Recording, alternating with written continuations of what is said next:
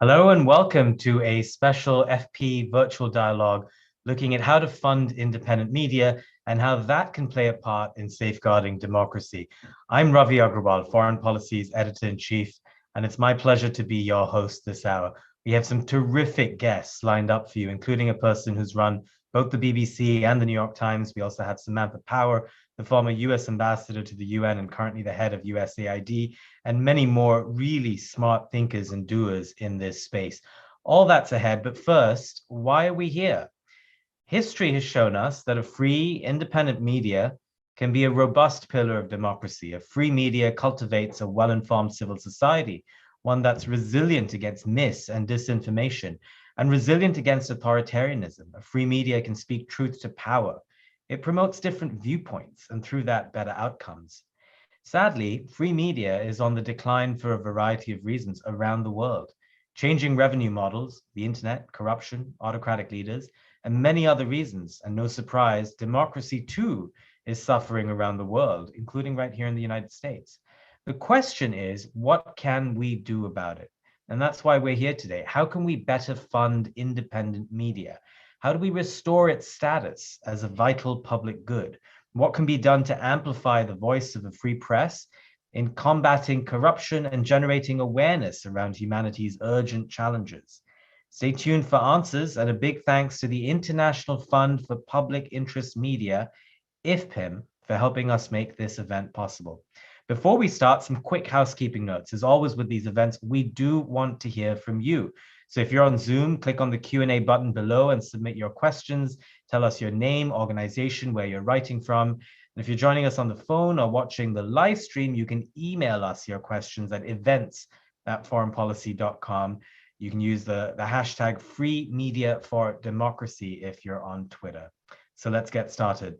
Our first guest is the co-chair of our partner in this event, the International Fund for Public Interest Media, IFPIM.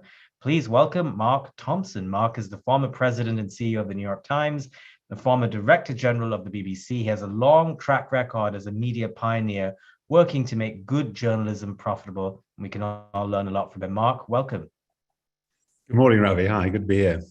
Great to have you on. So let's start with this because IFPIM is fairly new. So tell us a bit about the fund's goals. What do you hope to accomplish, and why is this necessary? Yeah, so IFPIM is a kind of brand new idea, but it's also a very big idea. And the idea is for a major intervention, a multilateral intervention, an international fund which is gathering donations from governments around the world, from foundations, from the private sector, and then independently granting that money out to stabilize, to sustain, and hopefully also invest in independent journalism around the world, but with a particular focus on the global south. And I guess sketch out a little bit of why this is necessary. So what are the problems as you've identified them, and does independent media have to be funded in this way? So we know that the news business is pretty tough everywhere. There are one or two outliers. Maybe the New York Times has been one of them, but generally, even in prosperous northern countries, media is having a tough time. In the global south, people, and there are many brilliant entrepreneurs in the global south, editors turned business people, as well as brilliant, brave reporters on the ground, who have got the talent and the commitment to bring the truth to their audiences, to the public there.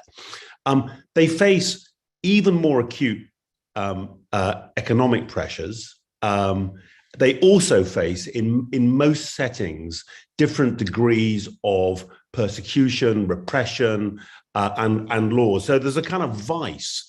The economics are hard. Often advertising, which is their only principal source of commercial income, is controlled by the government or other hostile interests which are hostile to free speech and to honest journalism. Sponsors are often worried about supporting what are thought to be unpopular or by the government dangerous media sources. Subscription is which is possible in Western countries, very difficult in the world. But those economic pressures have been greatly exacerbated by COVID. One recent survey of nearly 1,500 journalists around the world, in something like 60% of the cases, revenue over the past 18 months has halved.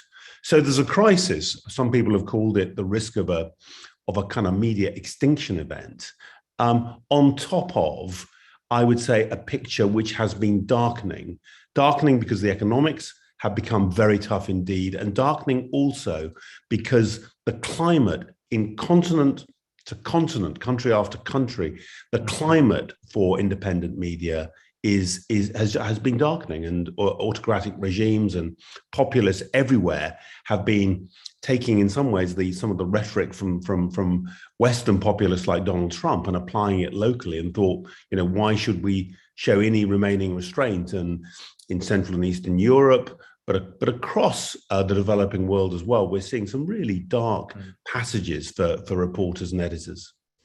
Yeah, I remember that so well, Mark, when Donald Trump first used the phrase fake news. I was a TV correspondent in India, and I'll never forget how I was doing a live shot outside Parliament, and someone walked up to me and just started yelling fake news. And it's amazing how quickly slurs like that can spread around the world and be taken up by other sort of populist leaders and also the people who vote for them. I understand that the fund is designed to exist for just about 10 or 12 years. What happens after that, especially if the media that you fund become dependent on the money and have no other way to raise funds, at least in a way that doesn't have strings attached? So I guess, in other words, could funding like this be the equivalent of a resource curse? How do you get around that? So, of course, there's a risk, and I think we would say that those of us who've been involved in this in the past, I used to, as you said, run the BBC, which includes not just the BBC World Service, but also BBC Media Action, which does this very thing around the world. And I've seen journalism startups funded in this way in East Africa. I've seen it in the Middle East, in Afghanistan, and elsewhere. There is a risk, I think, of as it were, permanent subsidy. The idea of this fund is of a stabilization fund, something which can indeed rescue some outstanding news outlets who are on the brink of collapse. You reported in just the other day about the loss of the Daily Star in Lebanon. It's a really good example of what can happen. So stabilization is part of it, but also it's investment. And I think of it as almost like early stage investment to the point where, and with sufficient time, that local media outlets can begin to find their own funding model. Now, in a few cases, that might be purely commercial. I think it's more likely to be mixed funding. But at least in principle, I think of examples like public radio in the United States, where actually a stable system based on a combination of supporters, individual supporters, some commercial revenue from sponsorship, alliances with higher education establishments, potentially some regional or international funders, the possibility of investment by development banks it becomes possible. And therefore, the idea is not of a permanent subsidy, but much more of giving these entrepreneurs, these editors, a chance to prove they can find an audience and get under the skin of that audience, and by that begin to get sufficient local and regional support to be sustainable. And I'm sure it would be so welcome for those editors to get those kinds of resources. Let me ask you this: at the Times, you expanded the base of digital subscribers something like 12-fold to 6 million, and of course there are plans afoot to grow that base much more. If a few big players end up eating all of the or much of the subscriber dollar pie, now that you've left the Times, what do you think happens to smaller independent magazines and papers? In other words, I guess what I'm asking you is, do you think readers have an appetite to pay for so many things? You'll understand that the subscription market in journalism is in its infancy in many ways, and we don't know an exact answer, honestly, to that question. We don't really quite know how many subscriptions the average household will ultimately have. What I want to say is this, though, the strategy at the Times, and by the way, it's the same thing I believed at the BBC. My core belief is that the public want, and this is a global thing, they actually want to know the truth. They want real facts, real information. Most news is local. It's local to country, it's local to region, it's local to culture and language. And I think, although there will be a place, I think, for a few global news providers, the BBC, which I worked for half a lifetime, is the classic case of it's getting on for its 100th birthday, and it's the classic example. But the BBC in most of the world is not the first core news resource that people turn to. It's number 2, number 3, number 4. It's for that minority who are interested in hearing about the wider world.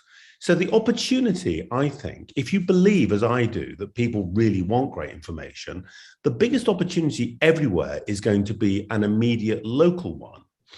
The means of production in 2021 are much cheaper and easier. Arguably, someone with a smartphone can start making news. So the means of production are much, much easier than they were 25, 50, 100 years ago.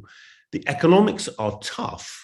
But if you've been on the ground and seen a new FM radio station starting with a real mission for journalism, if you've seen projects which try and bring information about health or about voting, about civics to audiences in different settings, I've seen that for example, in the past in Afghanistan.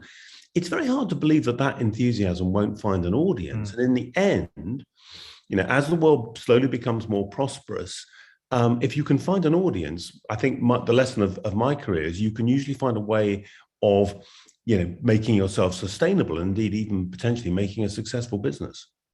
Indeed.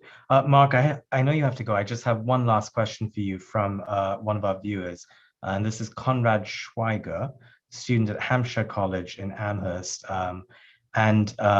Conrad's question is asking for your thoughts on regulating the media through the federal government. And I think this is a great question for you, in part because of your experience in England as well, which has Ofcom.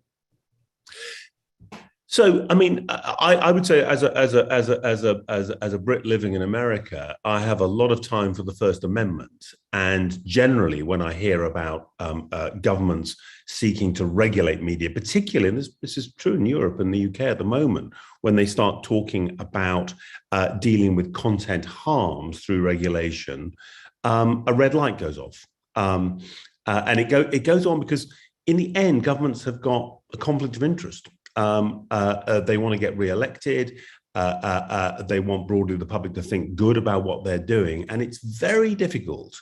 And you need a very, very strong political culture for collectively politicians to kind of deny themselves the opportunity of using regulation, the appointment of regulators to, there's been an enormous fuss recently in the UK about who should be chairman of Ofcom, which is the UK communications regulator, with a very strong sense that Boris Johnson's government wanted to appoint a famously extremely conservative newspaper editor. Now he's withdrawn from that. But so I would say be very careful. Now, having said that, clearly in many jurisdictions, there is a straightforward question about whether very large digital platforms, which have got such a big part of our attention and so much economic and therefore also political sway, whether some level of contention of regulation and control is necessary. That may be the case, but I say broadly, the best thing governments can do if they want to promote open discussion, free debate, and to strengthen democracy is really, in the end, to let the marketplace of ideas and of journalism play out, and trust that plurality and the public's good judgment, despite all the disinformation, that the public's good judgment will win. And it's the quality, it's the best forms of journalism which ultimately will rise to the top. Let's hope so, and that's exactly what you're hoping to fund. Mark Thompson, thank you so much for your time. Thank you, Ravi. It was Mark Thompson, co-chair of the International Fund for Public Interest Media, IFPIM. Great to have his views on what IFPIM is doing around the world. Now, let's take a deeper dive into the role of organizations in helping independent journalism. I have a great panel coming up. Before I bring them on, just a reminder to those of you watching from around the world, you can get involved, ask questions, the Q&A button on Zoom, events@foreignpolicy.com, and of course on Twitter. I'm pleased to be joined now by Dr. Frances Brown. She is co-director and senior fellow for democracy, conflict, and governance at the Carnegie Endowment for International Peace, and Patrick Gaspard, president and CEO, Center for American Progress. Welcome, both of you. Great to have you on. Thank you for having us, Ravi. Great to be here, Ravi. Thank you. Thank you. Thank you for making time, both of you. Frances, let's start with you. You served in the White House with a sort of global democracy portfolio. Talk us through a bit how Washington thinks about independent media as a plank of democracy. Yeah, I think when I was serving in the White House, and I certainly won't speak for Ambassador Power or the Biden administration, but I think if I could channel a little bit of what I think they're thinking, I think they do view independent media as an important and central part of democracy, because when you think about all of the key parts of democracy that we care about, so free and fair elections, there's absolutely a role for independent media. Making sure that corruption of elite actors is spotlighted. Obviously, we need the independent media for that. Standing up against authoritarianism, which is something President Biden has talked about a lot. There's a role for independent media in all of those. So when I was in that role, I thought of independent media as basically interspersing every part of my job. I will also say that when I thought about the tie-ins between independent media and other foreign policy imperatives that the US government might have, there are a lot of tie-ins there as well. So you think about other things that the United States cares about, like climate change. Climate change isn't something abstract. We learn about its effect on everyday people through the media. When you think about COVID now, getting information and, reliable, timely facts on COVID, that relies on independent media. So I really thought about it as linked to all of these different projects. The last thing I'll say on that is that, because of course, I was the democracy gadfly in the White House, always thinking about how democracy tied into every foreign policy objective. I think there's a lot of ways in which democracy and independent media's role in it touches other of our foreign policy objectives, and sometimes is in tension with them. So think about our security partnerships. Think about a country like Uganda, with whom we've had a long-standing counterterrorism partnership. The president of Uganda has used his security forces to crack down on journalists who are covering his opposition, and even including elections recently this year. So when I was thinking about democracy, independent media as part of the democracy portfolio, I was also very keenly attuned to the fact that it tied into other parts of the foreign policy agenda. Yeah, indeed. Patrick, tell us more about the role that government entities can play in protecting independent journalism. And I guess part of the reason why I asked this is, don't governments and government entities often also have their own ulterior motives? They do. And I just want to, if I can, Rob, if you don't mind, and yeah, Frank doesn't mind at all, I want to take a little bit of a step back. There's a healthy skepticism that we all should have about the terms that we're using and the notion of the unalloyed good of independent media in the US and elsewhere.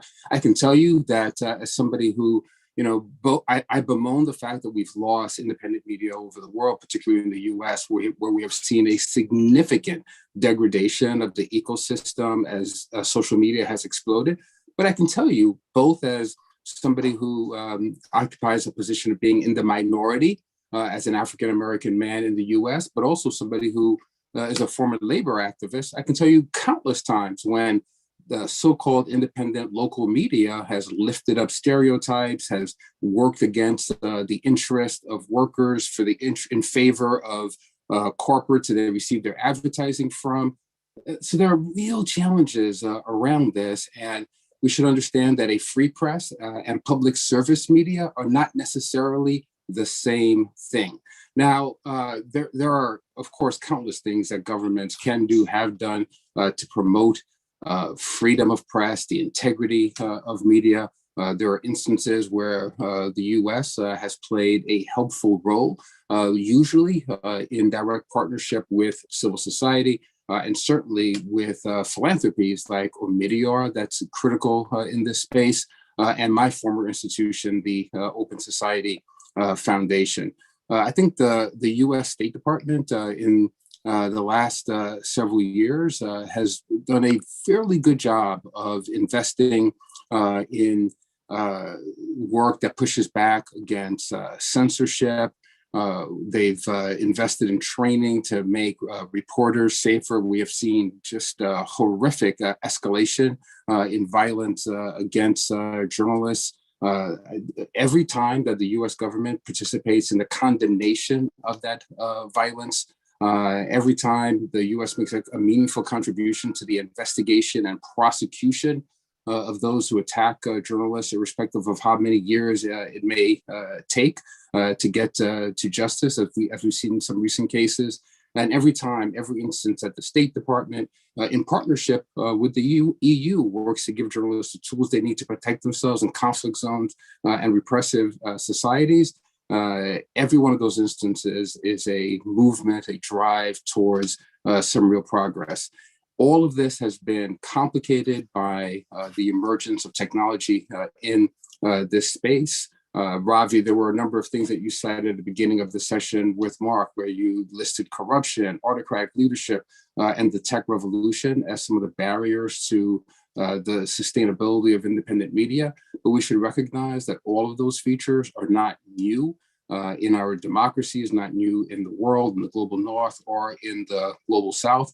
What's new is the speed with which these developments are occurring. And what's also new is the clear devaluation of free press in democratic societies that gives license to those in other spaces.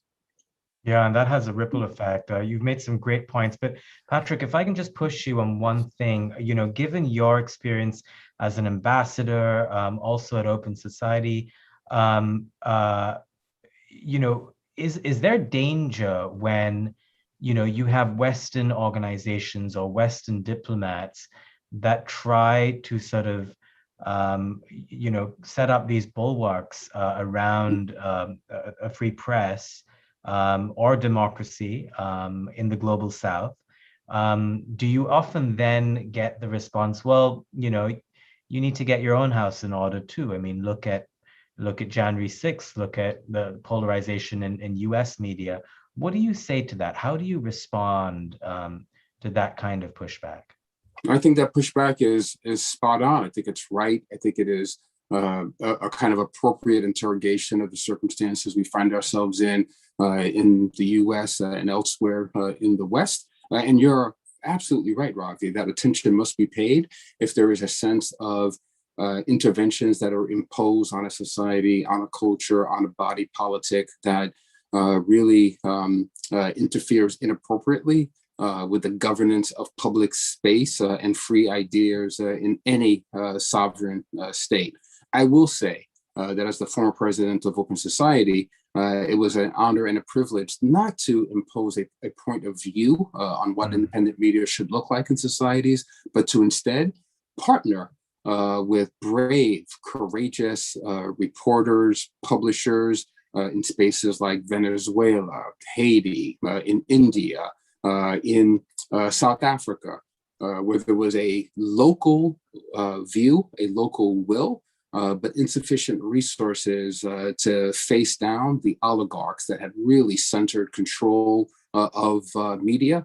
And there was a need and an opportunity not to exactly balance the playing field, because it was impossible to match the resources of repressive governments partnered with oligarchs, but to at least give a fighting chance to brave reporters who every single day put their lives on the line in these spaces. So your question is the right one, Ravi, but as I look at the circumstances in a state like Venezuela, for instance, where just this May, a court seized the Caracas headquarters of the newspaper El Nacional, an outlet that was critical of Maduro and his allies in the midst of a libel suit by the ruling party. And then on top of that, the government then went and cornered the market on print paper to make it impossible for the vast majority of the country to get the resources. So now residents in 11 of the country's 23 states no longer have access to regional papers because the government itself has cornered the market on print paper. So institutions like Omidyar, like the Open Society Foundation, bringing resources to independent media to make it possible for them to transform from print to digital platforms is critical for preserving a sense of local democratic agency. If I may, Robbie, just to pile on there, I couldn't agree more with Patrick's point. And I would just add two things. One is the Biden administration thus far has really been clear that they're coming at the entire democracy support project from a position of humility, a position of getting our own domestic renewal in order. Their Summit for Democracy is in that spirit. So we'll see how that unfolds going forward. But I think that's really important on the framing.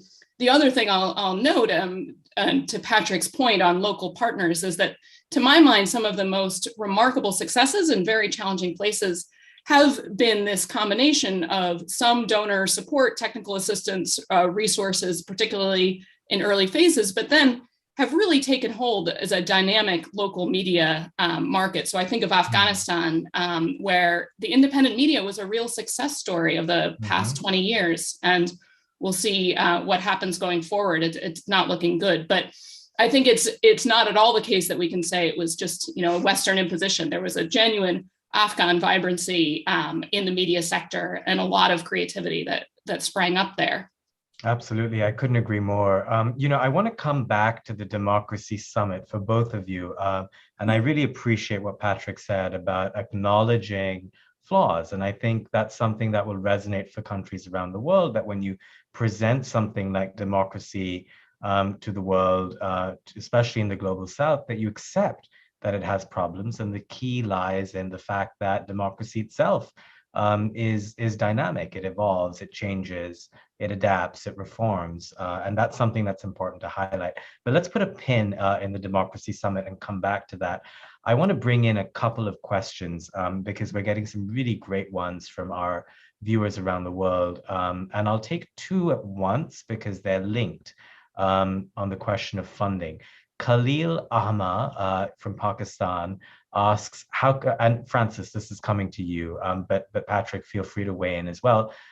Khalil Ahmad's question is, how can local media in other countries be given funding while the governments in countries such as Pakistan are already increasingly restricting foreign funding to local NGOs? I know this is true for many other countries in South Asia and around the world, India included. And John McAuliffe has a similar question. He's writing in from the Fund for Reconciliation and Development. And his question is, even with good intentions, does foreign funding of independent media compromise its independence from the perspective of nationalists who are inherently suspicious of superpower intrusion? How would Americans feel if US newspapers or cable channels were foreign subsidized? Isn't the Russian role in Facebook and other social media a great and legitimate concern to Americans? Francis? I would just note that Rupert Murdoch is not an American. Yeah. So we do have some firsthand experience on this, sadly, to John's question. But more broadly on the question of restrictions to foreign funding that many governments globally are enacting, this is absolutely a problem. And this is why I think when the US and other countries think about support to independent media, it cannot be exclusively an issue of funding. There's a diplomatic angle. There is an angle to say to a government of something like a Pakistan, this is unacceptable to us, or sometimes it comes not even in the form of outright restrictions, but sort of sneaky little limitations that make it very hard to receive funding. So I think this is why all of the US government needs to be involved in pushing back on restrictions on global media. This can't be just an issue of getting more funding. I'll leave it there for now. I'm curious Patrick's view on that as well. Yeah, Patrick, I'd love for you to weigh in as well. I do want to point out, though, that Rupert Murdoch is a US citizen as well, but of course we thank you for correcting the record. We know he's from Australia, and I think he's a dual citizen. I'd echo generally much of what Francis just said. You know, I work directly in your questioner comes, I think, from Pakistan and asked specifically about that environment. And, you know, I have experience working in partnership with Pakistani civil society and working in contestation with the Pakistani government around this question of what constitutes foreign funding. And interestingly enough, in that particular space, it compelled us as a funder, as a philanthropy, to really appropriately seek partnership from Pakistani-based funders, philanthropists who do exist, who care about the civil society space, who have agency to operate in that context. It compelled us to seek better and deeper partnership. And it was also interesting to see the ways in which there were splits in the Pakistani government itself about their own interpretation of independent media, foreign funding, what it meant to have Pakistani run institutions that received some partnership from abroad, but clearly had their animation from the interest of local Pakistani organization. And there was a healthy and vibrant debate within your government, to the questioner, around that question. And I think it was resolved in a way that advantaged Pakistani civil society in the end, but not without a great deal of debate, both in country and outside of country. I've had similar experiences elsewhere. So I think that these are, you know, questions of sovereignty are, of course, important and right. And we certainly want to push back against control that moves from the local in a hyper global way. But, you know, there has always been this way that media is compromised, because at the end of the day, most of the media, overwhelming percentage of it in every part of the world, is a for-profit making enterprise. Mm-hmm. If we look at the US, we see a really astonishing consolidation of media interests in the hands of not only a few corporations, but a few hedge funds that are all about the quarterly profit margins in a way that makes these notions of democracy, freedom, press being a bulwark against authoritarianism really remote and less proximate values, which is why I think it's hugely important that government work some way with civil society and with philanthropy to find means to promote and invest in a transparent way in public interest media. And that requires, I think, some discussion here. Yeah, indeed it does. Patrick, I wanted to ask you about protecting journalists. I mean, American journalists, obviously, but also journalists around the world. And how do you recommend the US and other countries should approach protecting journalists, foreign correspondents, also so-called fixers, stringers? You know, this is an issue that is close to the heart of, you know, anyone who runs a newsroom and has to deal with journalists in danger. Increasingly, you know, it's a situation that's getting much worse. Thank you for that question, Ravi. This is one that I'm increasingly troubled and deeply moved by. I'm dedicating my participation in your forum to a young man named Diego Charles, a Haitian journalist with profound integrity, who was assassinated some months ago, right before the president was assassinated, expressly because of the work that he just took on against corruption in that island nation. In 2020, 32 journalists that we're aware of were killed, 274 were imprisoned, another 65 are missing. There are countless stories from Pakistan to Colombia to Mexico, where in August of this year, Jacinto Romero Flores was killed by a group of attackers after years of threats because of his work against crime and corruption. So this is a near and present danger. As I said before, there is a huge value in the US and other Western governments speaking without any equivocation to condemn these acts. It was deeply troubling to see how the Trump administration managed the assassination of Jamal Khashoggi in an embassy. It was an environment where we had the president of the United States calling journalists the enemy of the people, and an attempt was made here by US, our institutions and political leaders to sweep that challenging experience under the rug. So condemning this in a robust way is important, because it is important to bear witness on these acts. And then, as I said before, the U.S. working to invest in the capacity of investigatory powers to prosecute those who attack our journalists. I'm impressed by the training that occurs at the State Department. The State Department and its public diplomacy unit launched a tech camp. They launched a program called SAFE, which means securing access to free expression, a nonprofit training media. They worked with nonprofit media around the world to train practitioners on how to identify risk, manage risk, and work to connect them with support organizations that could provide real security. And of course, it's hugely important in the upcoming Democracy Summit for all of us to make sure that press freedom and the protection of journalists goes hand in hand, and that we center that in the agenda of that summit. I want to just add to that. Ravi, yeah, if Francis, I may. I was going to bring you in, actually. Go for it. Why don't you go ahead first, and then I'll just because I couldn't agree more with the real dangers that journalists are facing and how that directly impacts our own democracy agenda, both at home and overseas. So we talked about Afghanistan briefly before. Since the Taliban takeover, I mentioned this sort of vibrant Afghan media sector.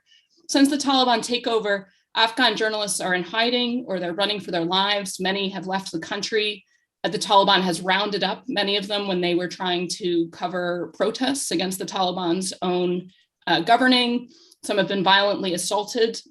The Taliban recently released sort of a set of new rules for journalists that will almost certainly have a chilling effect on what they feel they can do. So we're at this moment vis-a-vis Afghanistan where we have even more need for the independent media to be doing its job, to understand what's going on in the country. The Taliban have put in all new leaders of cabinet agencies, and many of them have no apparent qualifications for their roles. And yet we have the Afghan media handcuffed or worse in terms of trying to actually do their job and report. So I think when we think about the dangers to journalists and doing their job, we need to connect it directly to what President Biden has rightly laid out as support for global democracy. The other thing I'll briefly add on that is, as we think about, it will require some hard conversations with partners and friends. So two of the most dangerous places to be a journalist last year, as Patrick alluded to, were Mexico and the Philippines. Both of those are invited to the Democracy Summit. So this often requires some real hard conversations with partner countries. And Francis, some of these hard conversations begin at home, right? We've seen in the last 2 years, as social media has really invaded the traditional media space, the amount of violent threats, particularly against female journalists, has exploded. All of the mainstream news outlets report this sense that their reporters are endangered. 2 months ago, I was at the border in Texas, in Del Rio, to just be on hand, firsthand, to see what was occurring with Haitian asylum seekers at the borders. And I was astonished to see people who were dressed in militia garbs who were threatening reporters who were down there just basically reporting on the facts of the news. If we don't condemn these instances at home, if we don't prosecute and interrogate when these matters happen to journalists in the US, we lose our credibility to lift up these questions in spaces, in multilateral spaces like the Democracy Summit. Absolutely. You both make great points on this. And, there's I want to get to the Democracy Summit and what we can sort of highlight there. But before I do, the other element to all of this is access and visas as well.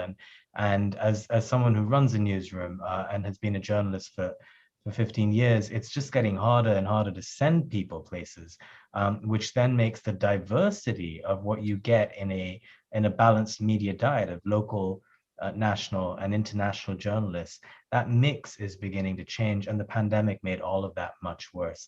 But let's get to the Democracy Summit now. And Francis, if you can put your former government hat back on, how should the Biden administration sort of frame the Democracy Summit when it comes to the role and the importance of a free and fair media? What would you recommend to the administration? So the linkages are so direct with the way they've laid out the Democracy Summit. So President Biden laid out 3 themes for the summit. One is countering authoritarianism, one is countering corruption, and one is defending human rights, or protecting respect for human rights. And you can see right there, there's a linkage for independent media in all 3 of those avenues. My primary recommendation going forward, and I am looking forward to seeing how this unfolds, is that the administration has said that the summit basically kicks off a year of action. The summit is not an end in and of itself. It is the beginning of a longer process where countries make commitments and then follow through on them.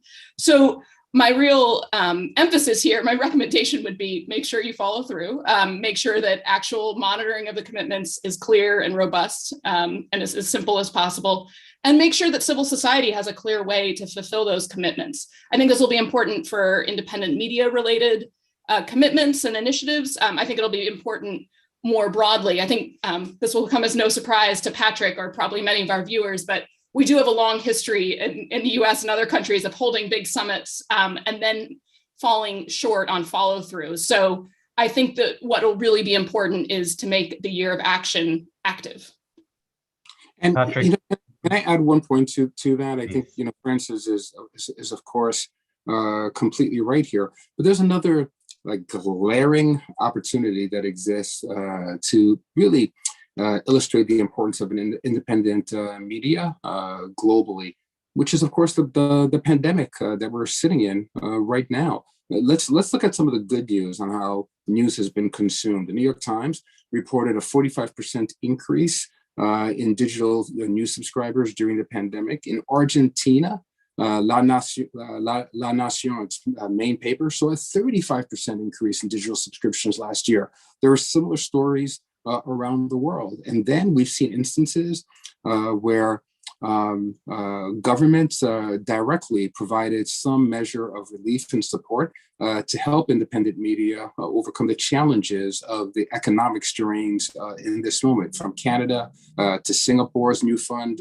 in the media sector, to some instances of partnership that we've seen here in the US and elsewhere in Europe. So there's a really framing argument to be made about the importance of the vitality of the local infrastructure for news delivery in times of crisis that carries over for benefit in times of relative calm in all of our democratic spaces. It's hugely important illustration right in front of us and a way to move from photo opportunity at this Democracy Summit to some substantive points of the agenda that can be taken in a progressive narrative forward in the way that Francis describes.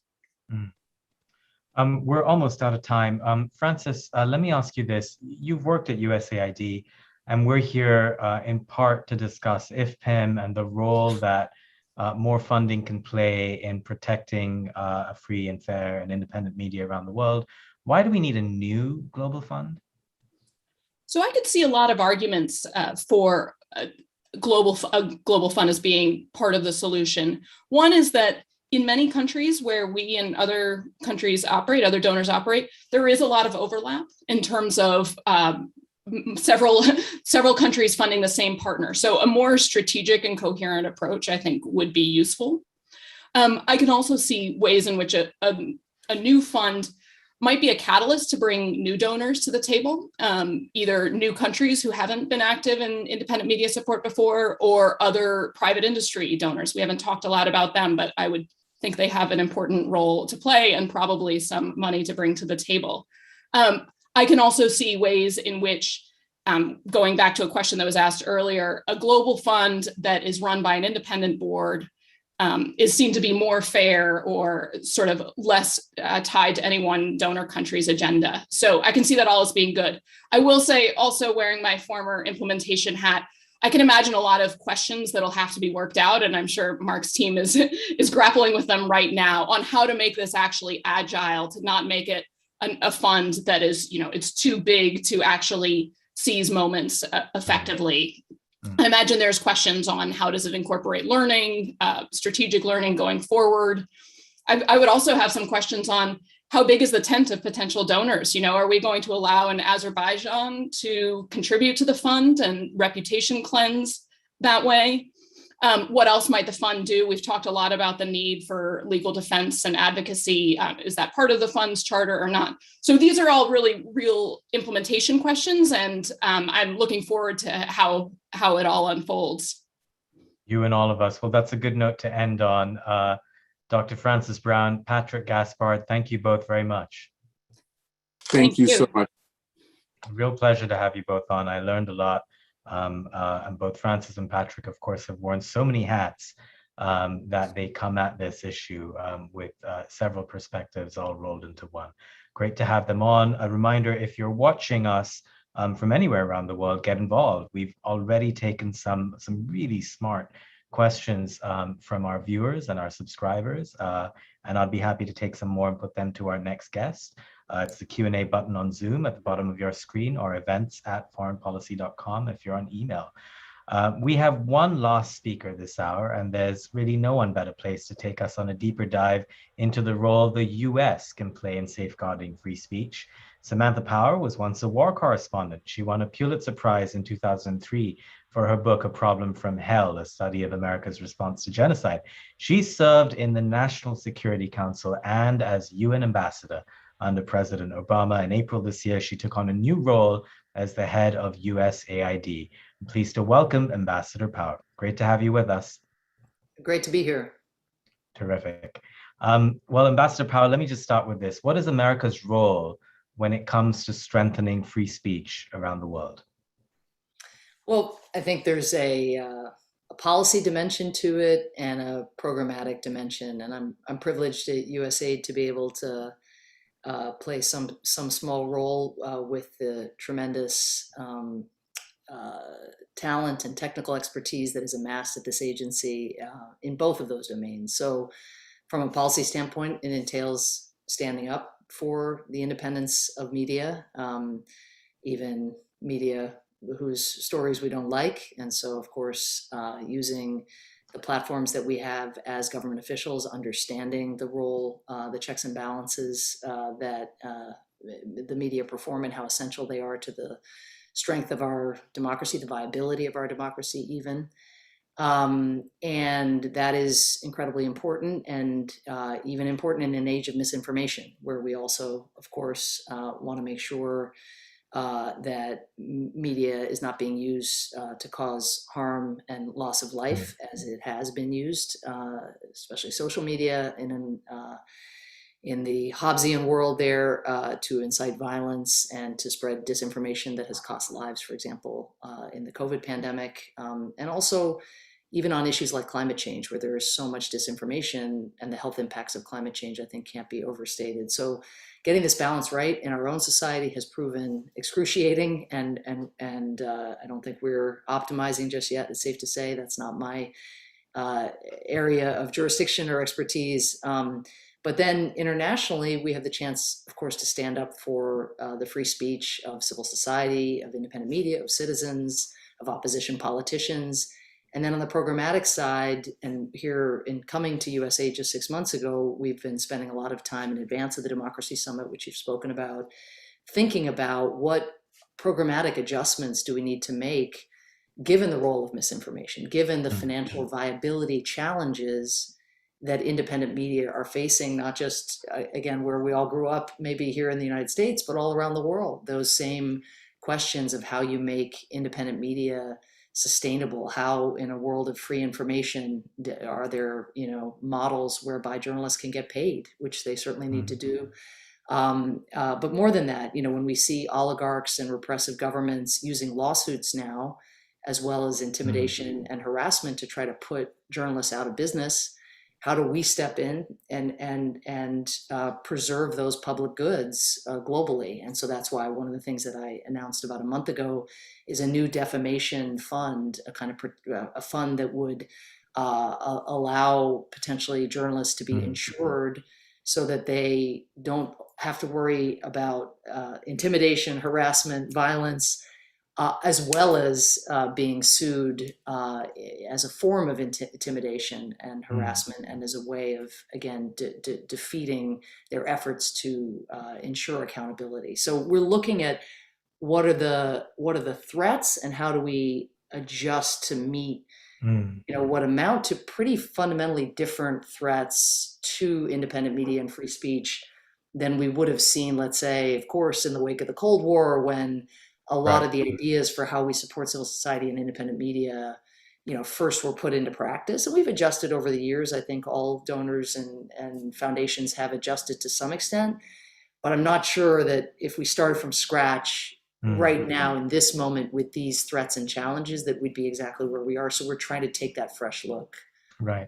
Ambassador Power, just from what you've been saying over the last couple of minutes, it seems to me you're sort of recognizing with a sense of humility America's problems at home, but also a sense of responsibility about America's role around the world. And I realize it's a difficult thing to balance. And I asked this question because, I grew up outside of America, and I chose to move here. And it's so clear to me that America's lost some of its sheen in recent years. I mean, if you look at the events of January 6th, if you consider the vaccine mis and disinformation routinely peddled even now in certain parts of US media, and if you consider a general breakdown of trust in the media here, there's a case to be made that, if someone such as yourself is traveling around the world and bringing the message that you are rightly bringing to other countries, why would those countries look to the United States for guidance at all? And how do you counter that? Yeah, I mean, it is different. I mean, having January 6th happen and, having large swaths of our society, deeply skeptical about election results that were verified in a whole range of venues. Certainly the proliferation of claims of fake news also to delegitimate the idea of truth. We saw a proliferation of that or a spread of that tactic when it was being used by very influential Americans. You saw a spike in its use by others globally. And so, there's no question that people that we engage with internationally are very aware of events and developments in our country. They're also aware that, for example, social media platforms that are based here and in principle would be regulated here or would be engaged here by American policymakers, that those platforms are venues and vehicles for the spread of misinformation well beyond. I mean, there's COVID, there's climate, there's extremism and radicalization, which we know have inhabited parts of the internet for a long time. But if you look at places like Sri Lanka or Burma, where the genocide against the Rohingya, where social media was a critical tool in propagating hate and even getting people to take up arms to attack a minority community and indeed to purge them and from the society. And so there are lots of dimensions to the American experience and experiment, such as it is, that come up in our engagements internationally. But I think the spirit of the Democracy Summit is that many countries now, including the United States, are dealing with these challenges at the same time. And we have a lot to learn from our engagements internationally as well, from how people keep their elections safe what are the best tools to fight vaccine hesitancy? We haven't cracked the code on that, but we've made some headway. The sources of vaccine hesitancy and the disinformation is different in every country I visit. I was just in Moldova, where vaccination rates are quite low, and a lot of that, again, has to do with what certain actors are putting on the internet, but also certain traditions that lead communities not to trust government, and so in every community that one engages, one has to try to go and dig deep into the very specific customized ways in which democracy or health, for that matter, is being threatened. And I think just to bring the self-awareness that we as Americans have to bring, to our programmatic decisions and to those dialogues, I actually think it can, far from erecting new barriers between us and our interlocutors internationally, it can actually create more of a sense of we're all in this together. We're facing a shared set of challenges, and no one has cracked the code just yet. Yeah, indeed. I think that's a good way to do it if everyone's in the same boat, as it were. Just staying with the Democracy Summit for a minute.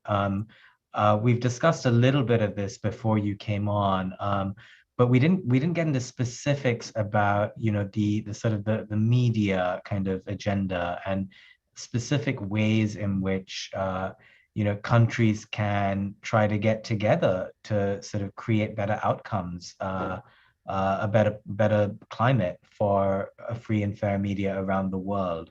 Are you able to give us any insights on what we can expect?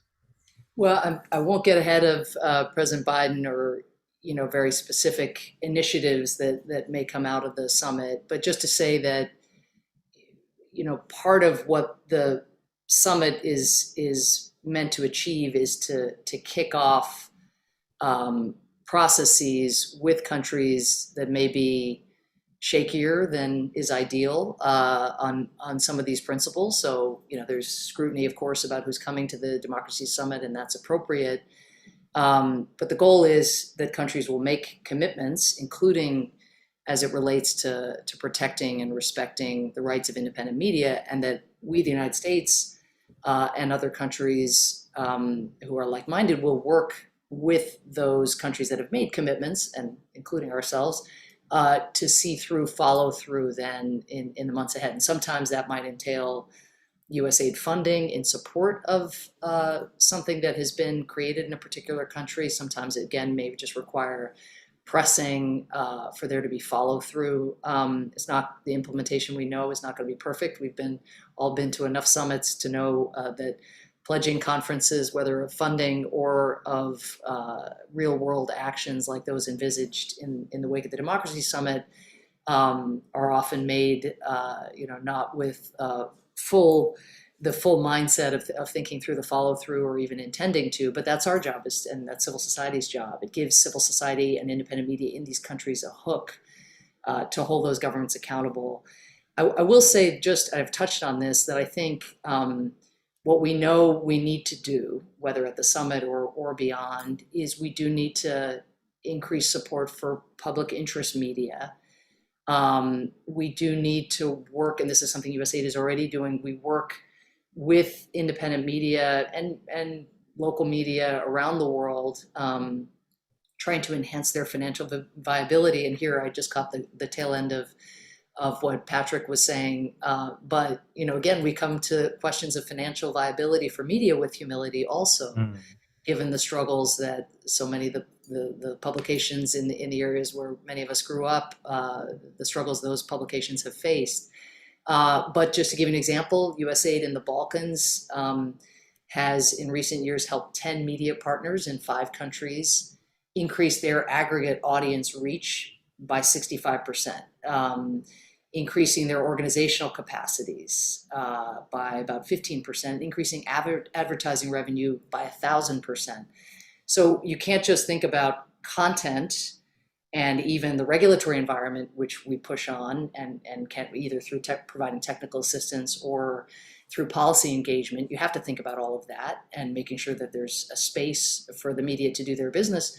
But as I said earlier, there also has to be a means by which those publications or social media sites or whatever it is, have a way of actually being financially viable. And then the third dimension of it is boosting support to investigative journalists. And the Defamation Fund is one example of that. We have partners. The Organized Crime and Corruption Project is a major partner in reporting on the Pandora Papers, and that the International Consortium of Investigative Journalists coordinated that. This OCCRP network, you couldn't do that just with the free market alone, right? 600 journalists involved in the Pandora Papers effort, 75 from that OCCRP network. And spending years going through 3 terabytes of documents. We have to think structurally about what are the means, again, to support those public goods. And so Johnny Walsh on my team, he's the Deputy Assistant Administrator for Democracy, Rights, and Governance, has been giving a ton of thought to this, engaging with journalists all around the world in the 80 countries where USAID has missions, but also with those based in donor countries like this one who've been investing in these models for some time. And again, the question is not how do we do more of the same? Maybe it's how do we do more of the same and take account now the need for media literacy, which USAID wasn't thinking about the need for media literacy, the need for young people to think about how to, sort through what was true or what was false. 10 years ago, that wasn't on our minds. And digital literacy. And digital literacy, which is where the media literacy most lives these days, it seems. That's right. That's right. Ambassador Power, I know you have to go, so I'm just going to say thank you, and I hope we can have you back. Thank you for having me, and thanks for doing this, above all, such an important event you're hosting here today. And let's see it through. Thank you. Thank you. It's a pleasure. Great to have Ambassador Power on. And also a reminder to everyone listening, democracy is important to foreign policy as well. We'll be following the Democracy Summit next week very closely. So foreignpolicy.com is where you'll find a lot of our analysis and our reporting around that. Also, our next print issue out in January focuses on how to fix and reform democracy. We have some great thinkers and writers from around the world weighing in. So please do look out for that. This has been a terrific event. I just learned so much. And so I'd like to thank all of our presenters, Patrick, Francis, Mark, and Ambassador Power. It's been great to have all of them. Big thanks again to IFPIM for supporting this event. And thanks to you, our global audience, for tuning in and the excellent questions that you've sent us today and that you always do. A full recording of this event will be available shortly on FP's events page.